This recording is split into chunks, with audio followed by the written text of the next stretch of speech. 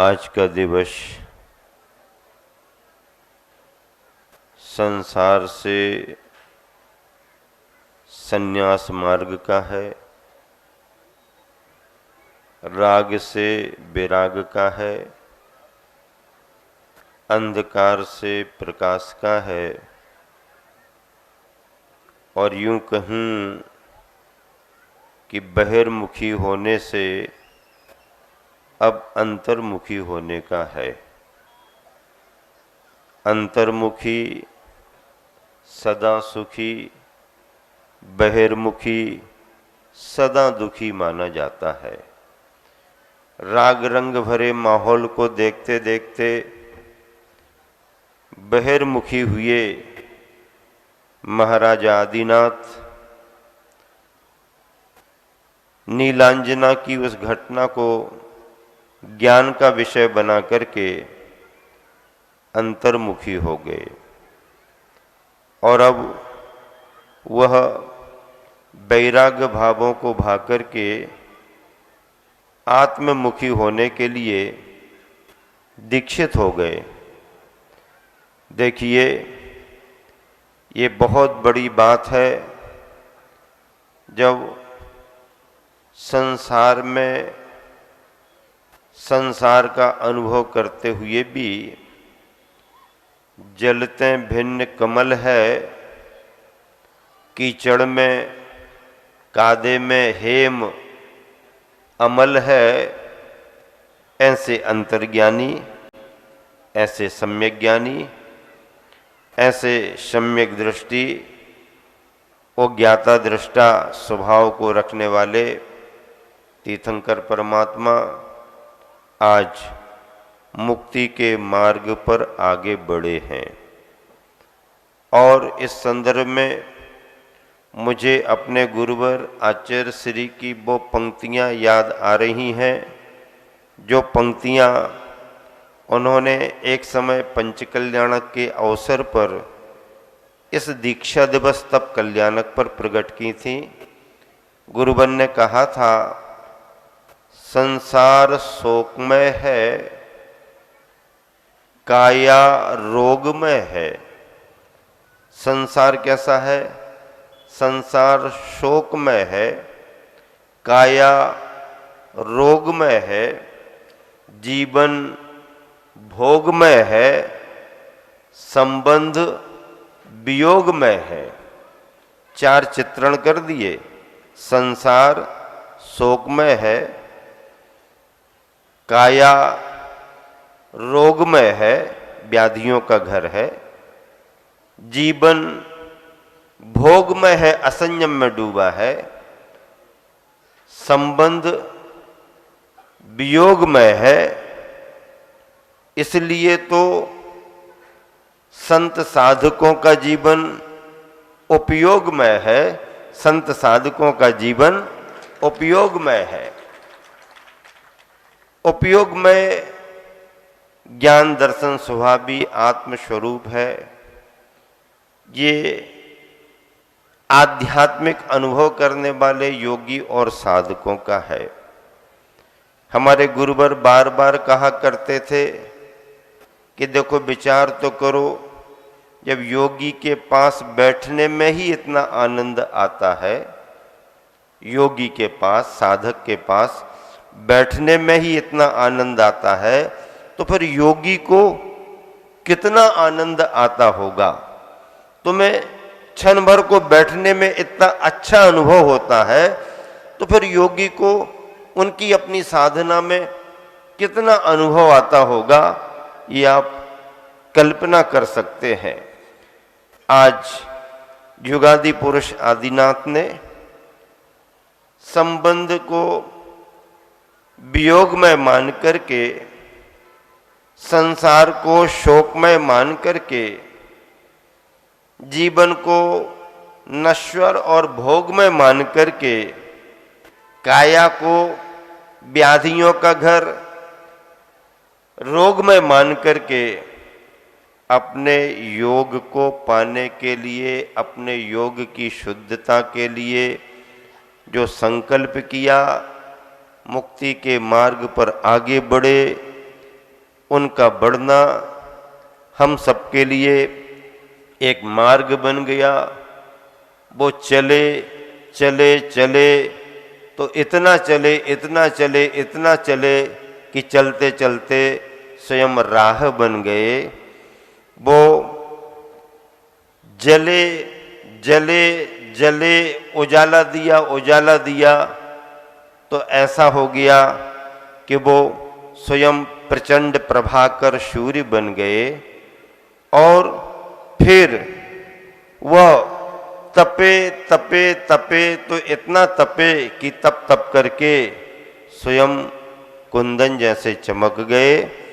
चलते चलते राह बने और स्वयं उस राह पर अनगिन असंख्य भव्यात्मा भी आगे बढ़े। उनका आत्मदीपक क्या जला, उस आत्मदीपक से अनगिन और असंख्य दीपक जलते गए। उन्होंने संदेशा दिया, अप्य दीपो भव।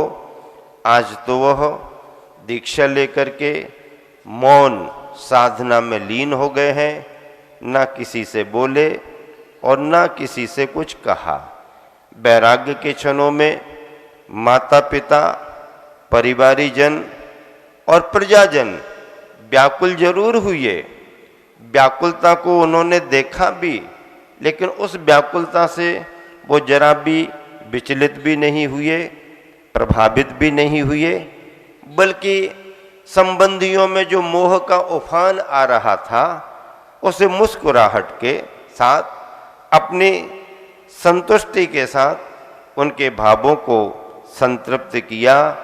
और घर छोड़ करके जैसे पिंजरे में से पंछी निकल जाता है, वह हरे भरे भरे पूरे घरवार को छोड़ करके, 6 खंड की वसुधा को छोड़ करके, उसके स्वामी पने को छोड़ करके, सागर पर्यंत पृथ्वी का जो स्वामित्व उनका था उन्हें छोड़ करके, भरत बाहुबली को छोड़ करके, सौधर्मेंद्र की सेवा को छोड़ करके, कुबेर के रत्न लुटाने को छोड़ करके और अपना मुख मोड़ करके आगे बढ़ गए।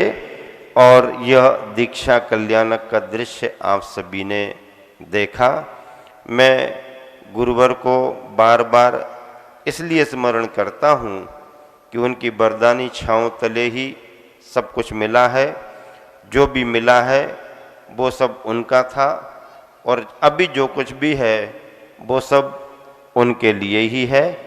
ऐसे तप कल्याणक पर एक बार और गुरुवर ने अपनी पंक्तियाँ कुछ इस तरह से प्रकट की थी कि सागर ही नहीं,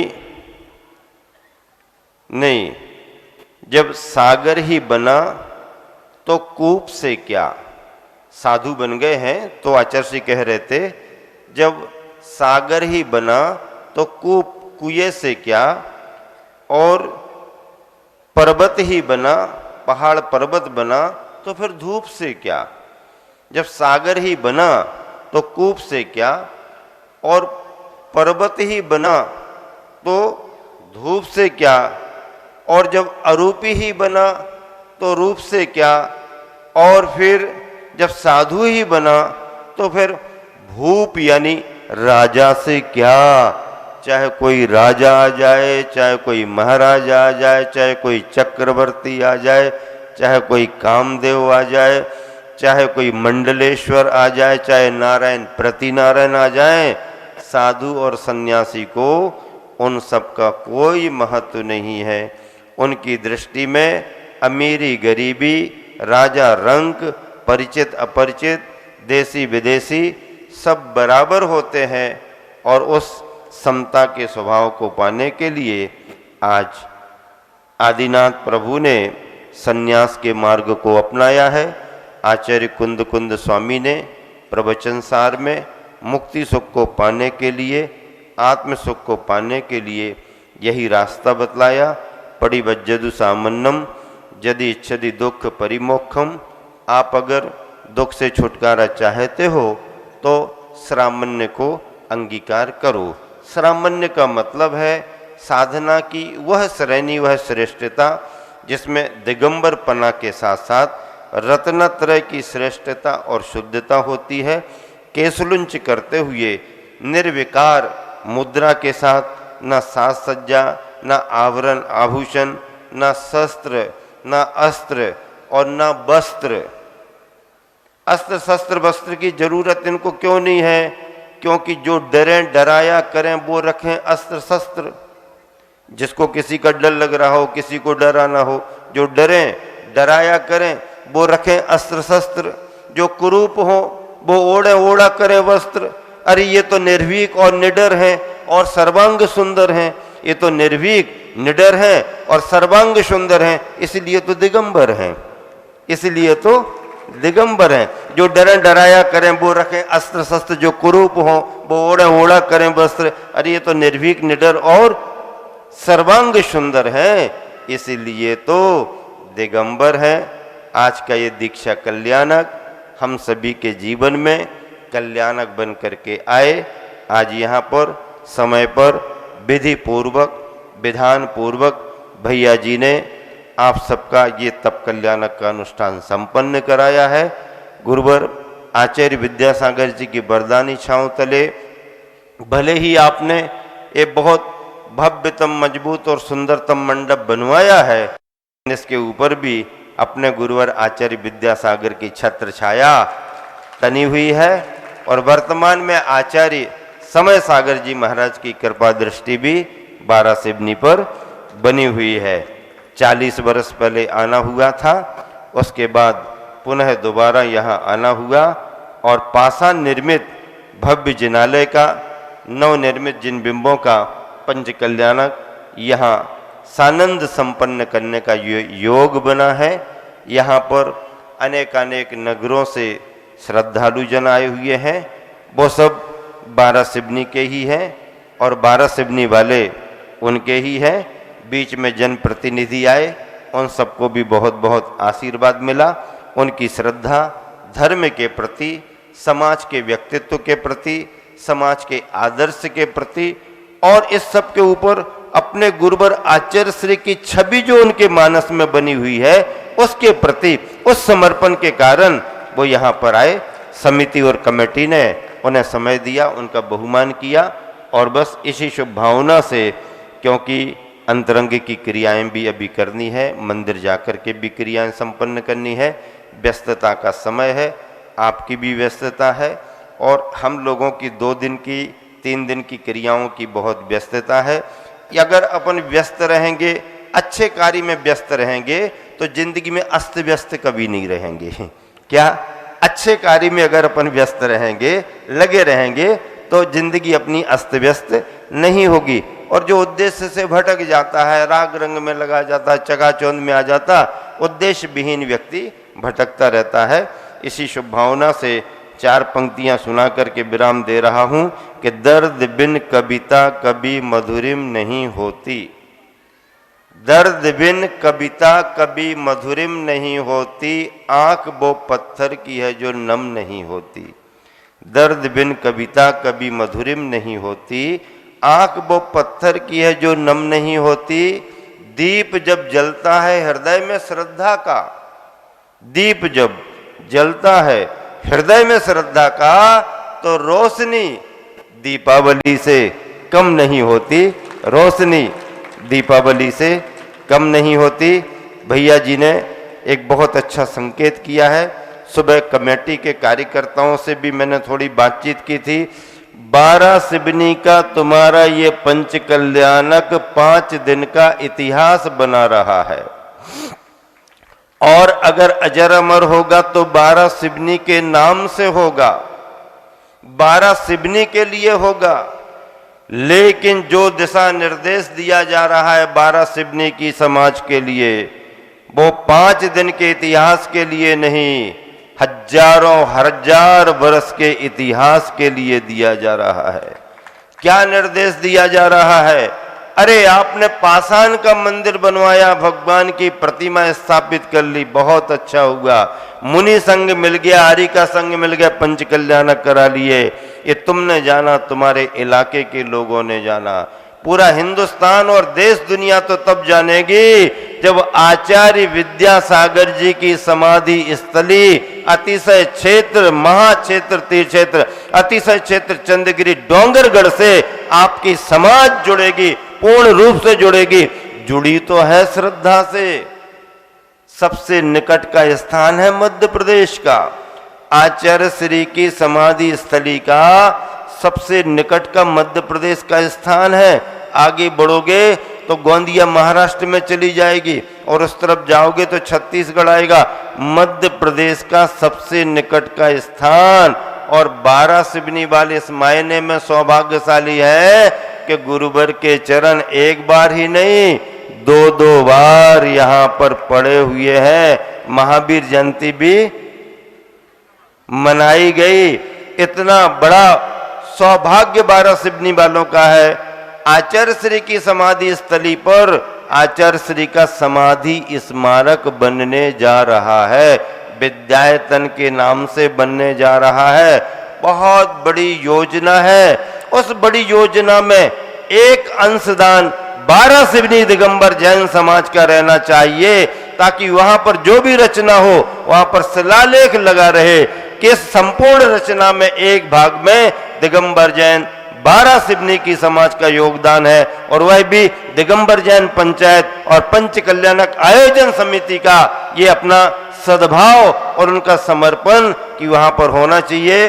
बस इसी विचार के साथ में आने वाले दिनों में 1 फरवरी से लेकर के 6 फरवरी तक होने वाले महाआयोजन में, चाहे मध्य प्रदेश हो, चाहे महाराष्ट्र हो, चाहे छत्तीसगढ़, चाहे उत्तर प्रदेश, राजस्थान, गुजरात, कर्नाटक, कोई भी प्रदेश क्यों ना हो, सभी प्रदेश के श्रद्धालुओं को वहां पर पहुंचना है और अपने गुरुवर के नाम पर एक अर्घ्य अर्पित करना है।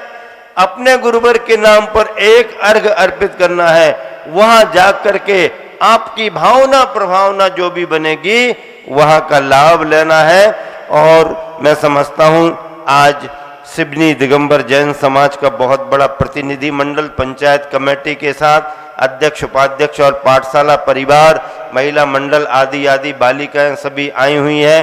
पिंडरी में पंच कल्याणक संपन्न करके आए थे, वहां के समाज का प्रतिनिधि मंडल आदि आदि और महिला मंडल सामग्री लेकर के बड़े भाव से भेंट देने के लिए 12 सिवनी आए हुए हैं। बालाघाट, गोंदिया वाले भी, लाल बर्रा और आसपास के ग्राम नगरों से भी सभी बंधु आ रहे हैं। बंधुओं, ये दृश्य मुझे बहुत अच्छा लग रहा है, क्योंकि इतना उत्साह 100-150 बरस के बाद जो पंच कल्याणक हो रहा है, जिस समय भगवान जी की पालकी उठनी थी, जोर अजमाइश हो रही थी, कुबेर और सौधर्मिंद्र कह रहे थे हम उठाएंगे, और यहाँ पर भरत चक्रवर्ती, बाहुबली और महायज्ञ नायक आदि कह रहे थे हम उठाएंगे। और उस जोर अजमाइश में मुझे तो लग रहा था कि समझौता करो और दोनों उठा लो, लेकिन भैया जी ने कहा जो संयम लेने के लिए तैयार होगा उसी का नियोग बनता है।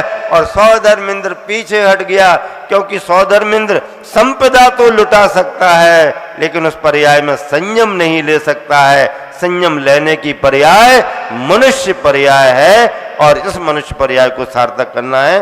अहिंसा परमो धर्म की जय। महावीर भगवान की जय।